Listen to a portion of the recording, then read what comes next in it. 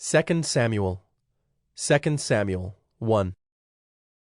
After the death of Saul, when David had returned from striking down the Amalekites, David remained 2 days in Ziklag.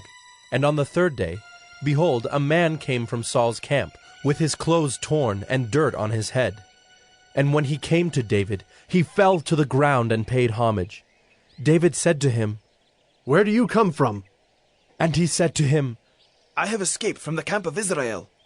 And David said to him, "How did it go? Tell me." And he answered, "The people fled from the battle, and also many of the people have fallen and are dead. And Saul and his son Jonathan are also dead." Then David said to the young man who told him, "How do you know that Saul and his son Jonathan are dead?" And the young man who told him said, "By chance I happened to be on Mount Gilboa, and there was Saul leaning on his spear. And behold, the chariots and the horsemen were close upon him. And when he looked behind him, he saw me, and called to me.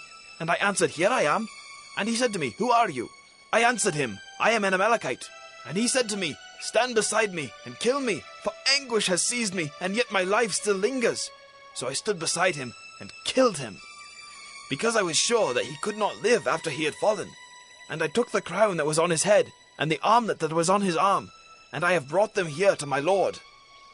Then David took hold of his clothes and tore them, and so did all the men who were with him. And they mourned and wept and fasted until evening for Saul and for Jonathan his son, and for the people of the Lord and for the house of Israel, because they had fallen by the sword.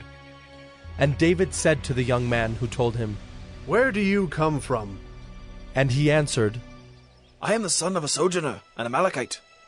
David said to him, "How is it you are not afraid to put out your hand to destroy the Lord's anointed?" Then David called one of the young men and said, "Go, execute him." And he struck him down so that he died. And David said to him, "Your blood be on your head, for your own mouth has testified against you, saying, 'I have killed the Lord's anointed.'" And David lamented with this lamentation over Saul and Jonathan his son. And he said it should be taught to the people of Judah. Behold, it is written in the book of Jasher. He said, "Your glory, O Israel, is slain on your high places. How the mighty have fallen! Tell it not in Gath, publish it not in the streets of Ashkelon, lest the daughters of the Philistines rejoice, lest the daughters of the uncircumcised exult. You mountains of Gilboa, let there be no dew or rain upon you, nor fields of offerings. For there the shield of the mighty was defiled, the shield of Saul, not anointed with oil. From the blood of the slain, from the fat of the mighty, the bow of Jonathan turned not back, and the sword of Saul returned not empty. Saul and Jonathan, beloved and lovely, in life and in death they were not divided. They were swifter than eagles, they were stronger than lions. You daughters of Israel, weep over Saul, who clothed you luxuriously in scarlet, who put ornaments of gold on your apparel. How the mighty have fallen in the midst of the battle!